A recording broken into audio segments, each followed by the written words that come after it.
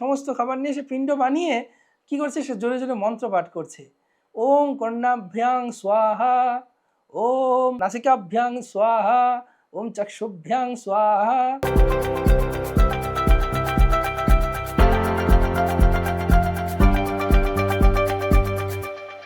হরে কৃষ্ণ, সবাইকে স্বাগতম ঈশানু কথায়। তো আজ আমরা শ্রবণ করব এক জমিদার বাড়ির ঘটনা। একবার এক জমিদারের একজন মালি ও একজন পণ্ডিত ছিল।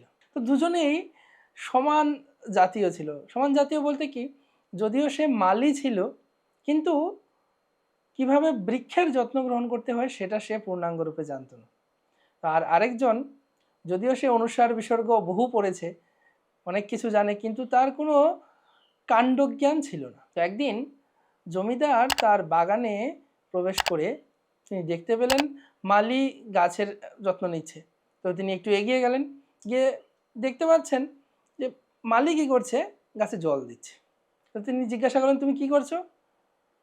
তো মালি সে বলছে, বৃক্ষের সৌন্দর্য বৃদ্ধি করে, বৃক্ষের পত্র, পুষ্প বা ফল যেগুলো থাকে, সেজন্য আমি গাছের পাতায়, ফুলে আর ফলের মধ্যে জল দিচ্ছি। জমিদার জিজ্ঞাসা করছেন, তুমি কি বোকা নাকি? কারণ এই যে তুমি পাতা, পুষ্প বা ফলের মধ্যে জল দিচ্ছ, সেই জল দেওয়ার কারণে গাছগুলো পচে যাবে, গাছের গোড়ায় জল দিতে হয়। সেই কথা বলে তাকে বলছেন, তুমি ঠিকঠাক মতন কাজ করো। এই বলে তিনি সবাই চলে গেলেন। সবাই গিয়ে দেখছেন আরেক উৎপাত করছেন সেখানে পণ্ডিত। সে খেতে বসে সে কি করছে, সে খাবারগুলো নিয়ে পিণ্ড বানাচ্ছে, এরকম গোল গোল করে পিণ্ড বানাচ্ছে। তাকে খুব সুন্দর ব্যঞ্জন দেওয়া হয়েছে, সমস্ত খাবার নিয়ে সে পিণ্ড বানিয়ে কি করছে, সে জোরে জোরে মন্ত্র পাঠ করছে। ওম কর্ণাভ্যাং স্বাহা, ওম নাসিকাভ্যাং স্বাহা, ওম চক্ষুভ্যাং স্বাহা। সে মন্ত্র পাঠ করছে আর কি করছে, এই খাবারগুলোকে ওই কর্ণ, নাসিকা, চক্ষু, হাত, পা ইত্যাদির মধ্যে সে দিচ্ছে। সে বলছে, প্রত্যেক দিন এই ইন্দ্রিয়গুলো কত কাজ করে বলুন তো। এই কান আমি কিছু শুনতে চাইলেই বা না চাইলেও আমাকে শুনিয়ে দেয়। চোখ আমি চাইলেই, চোখ খুললেই আমি দেখতে পাই। তো যেহেতু আমি এখানে দেখতে পাই, যে কোনো কিছু শুনতে পাই, যে কোনো কিছু আমি বলতে পারছি, তাই আমার উচিত এই ইন্দ্রিয়গুলোর সেবা করা। প্রকৃতপক্ষে এই দেহের মূল চালিকা শক্তি হচ্ছে ইন্দ্রিয়গুলো।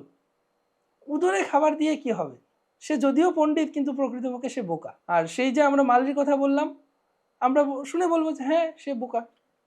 তো আমরা যারা গল্পটা শুনছি, আমরা বুঝতে পারছি এরা দুজনেই বোকামি করছে। কিন্তু আমাদের ক্ষেত্রে কি, আমরা কি করছি? আমরাও কি গাছের গোড়ায় জল না দিয়ে গাছের ফুল, পাতায়, ফলে জল দিচ্ছি? এবং উদরে খাবার না দিয়ে আমরা কি তাড়াতাড়ি শক্তি পাওয়ার জন্য আমরা চোখে, কানে, নাকে খাবার প্রবেশ করাচ্ছি? কথার তাৎপর্য হচ্ছে এই, ভগবান গীতায় বলছেন যে দেবতাদের কাজ কি? দেবতারা ভগবানের নির্দেশে যখন আমরা যজ্ঞ করি, তখন দেবতারা সন্তুষ্ট হয়ে বৃষ্টি প্রদান করেন। সেই বৃষ্টি থেকে শস্য উৎপন্ন হয়, অন্ন উৎপন্ন হয়, সেই অন্ন খেয়ে প্রাণীগণ জীবন ধারণ করেন। সেটা একটা চক্র, সেটা একটা স্বাভাবিক চক্র, এবং সেটা ভগবানের নির্দেশেই পরিচালিত হচ্ছে। ভাগবতমে বলা হয়েছে, যথা তরুর মূল নিষেচনেন তৃপ্যন্তি তৎস্কন্দ ভুজোপশাখা প্রাণোপহারাঞ্চ যথেন্দ্রিয়াণাং তথৈব সর্বার হনম চুত্যজ্যা। অর্থাৎ যেরূপে বৃক্ষের মূলে জলসেচন করলে উহার স্কন্ধ, শাখা, উপশাখা প্রভৃতি সকল সঞ্জীবিত হয়, প্রাণে আহার্য প্রদান করলে যেরূপ সর্বেন্দ্রিয়ের তৃপ্তি সাধিত হয়, সেইরূপ একমাত্র অচ্যুত বা শ্রীকৃষ্ণের পূজার দ্বারাই নিখিল বিশ্ব ব্রহ্মাণ্ডের সমস্ত দেবতাদিগের সেবা হইয়া। তাই এই জগতে আমরা যদি মনে করি যে আমরা অন্য কারো সেবা করার মাধ্যমে আমাদের অভিষ্ট লক্ষ্যে পৌঁছাতে পারবো, সেটা একটা ভুল ধারণা। হয়তো এই দেবতা আমাকে এটা দিতে পারেন, কিন্তু তার অন্য কোনো কিছু দেওয়ার ক্ষমতা নেই।